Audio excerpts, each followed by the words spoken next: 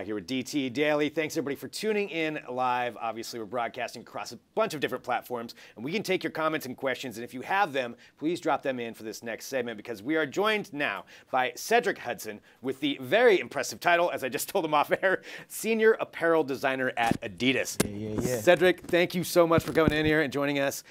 This is fantastic. You know, I mean, I wanted to talk about Senior Apparel Designer. Such a cool title to have. Like, how did you get into this? Man, probably a lot of hard work and blessings for sure. Yeah, So a little bit of both. Yeah, a little bit of both, a good mix. So I went to Indiana University, studied fashion design there, and during my second year in the program, I transferred from Virginia Tech.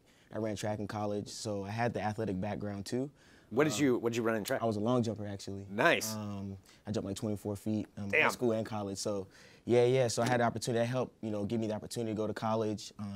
And so when I transferred to Indiana, they had fashion design, and after my second year in the program, I got an opportunity to intern with Reebok in Boston, and then went back to school with a lot of new knowledge and just kept chugging along, because I met a lot of people that summer that really showed what I needed to do to get better. And so I applied my design learnings and the athletic background, and I applied to Adidas probably like 4 times before I got an internship there. Yeah. And then I got the internship after 2012 when I graduated, and I've been with them ever since. So it's been like ongoing, probably almost like 6 years now. And so you just kind of worked your way up. I mean, I love that idea, just you kept going after it and going after it and going after it, for sure. and didn't get deterred, which I think is an important lesson for anybody going after what you want. No, 100%. I mean, you gotta just, if you want it bad enough, you'll do what you gotta do to get there. And, sometimes people get real low. But usually when you get real low, that's when, a breakthrough's probably on the way. So you gotta just kind of push through that. Keep plugging through. Yeah. So what is it that you like about design? Like what's your philosophy on design? Well, it's kind of funny because like people always ask me like, yo, how'd you even know that I was like, I didn't grow up wanting to be like a designer. Yeah, you weren't as a kid, like, yeah. But the thing is, growing up, I was doing origami all the time, or Legos, or the model cars, or, building things all the time. And I mean, I would ask for origami paper for my birthday or Christmas, and so I think, when I started taking pattern development in college, I just realized, I was like, yo, it's like origami for grown-up, for people. So I was like, yo, this is cool. I can apply that to this. I never thought about that way of looking at it. You know what I mean? But I mean, if you think about it, like, Izumiyaki and the stuff he does with the pleats, please, and all that, like, it's origami, like, all those things, like, it all kind of goes hand in hand. So it's a cool thing, man. I mean, I think I'm fortunate that it kind of just came onto me in that way, and it's in my family on my mom's side.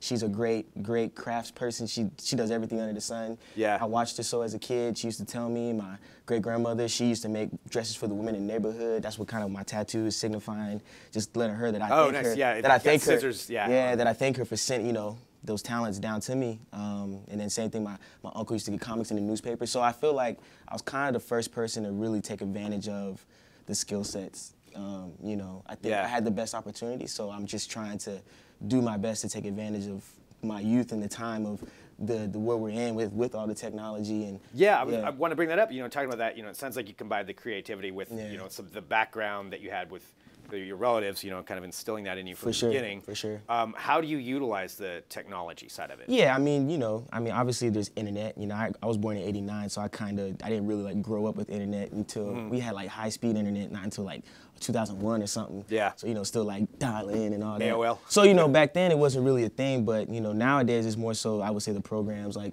Illustrator and Photoshop and InDesign for making presentations and all of those things. And I think it's just a combination of how you blend all that together with the more analog approach. So with the paper and pen, and you can scan those things in, and then you can Photoshop them to kind of freak them a little bit. Like, so I think it's, with your aesthetic and your skill set too, is how you kind of blend all those things together. I feel like that would be an important thing, for anybody who's coming up in design right now, that it would probably be easy to start moving into just doing everything online. But I feel like, and I could be wrong, I am not a senior apparel designer, that it'd be important to also have like some hands-on feel with everything. Yeah, I mean, I learned how to sew real deal in college. We took patterning and the draping and all those things. So I'm able to be hands-on and manipulate patterns and work hand in hand with our sewing room to get things done. So I think having the hands-on ability too is a big thing. So I think that's very important. I think when the young kids are coming up, is like, don't get caught up with the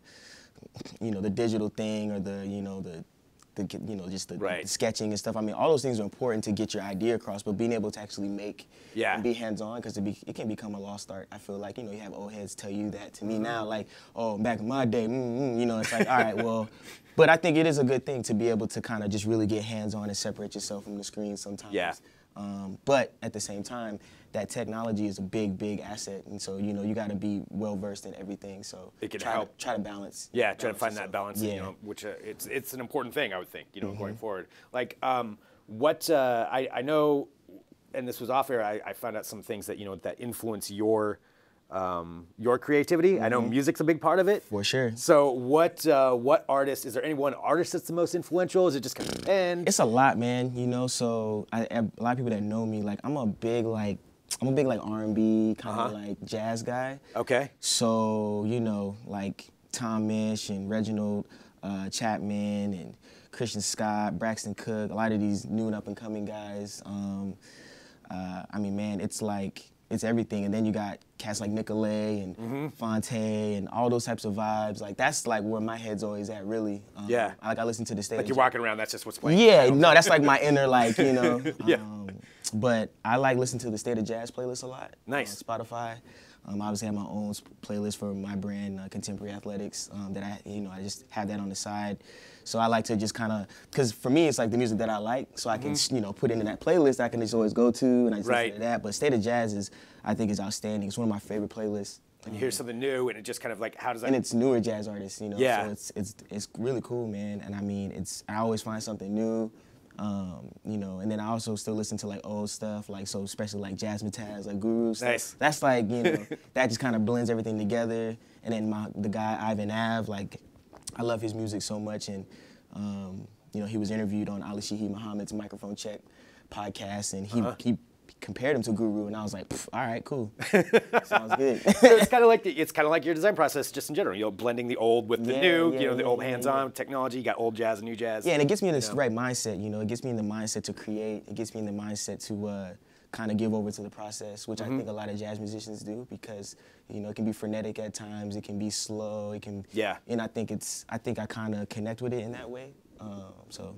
That's cool. Well, it's good that you found out what influences you the most, and what brings out that creativity. And just congratulations on the job. I mean, senior apparel designer at Adidas. Man. I mean, like, sometimes it's kind of funny when you say it like that. Like, all right. I know you probably are used to hearing it. Like this is But it's a good title. Yeah, I do try to check myself sometimes and kind of understand that I'm very blessed to do what I do for a living. Like I just make clothes, man. I draw and do stuff at work. You know what I mean? And it's what you want to do and what you like to do. It's my hobby that I've turned into a job. Turned into a career. Yeah. And so, I'm excited to go to work every day. Some people probably be like, yeah, sure. I'm like, nah, for real, I really am. Like, I really can't complain. I mean, a lot of other people have really tough jobs out here. You know, and I'm in no place to complain. So I try not to, and I try to just do what I got to do. Well, congratulations. What's the best place for people to follow you? At Cedi Ced, so CEDY_CED on Instagram, and then my side brand, Contemporary Athletics, at C_athletics. Either one of those. Nice. I'm pretty active on both. So yeah. All right. Well, Cedric, thank you so much for coming in. Sure, I appreciate it. Really inspiring. Yeah. No doubt. Thanks a lot. Yeah, of course.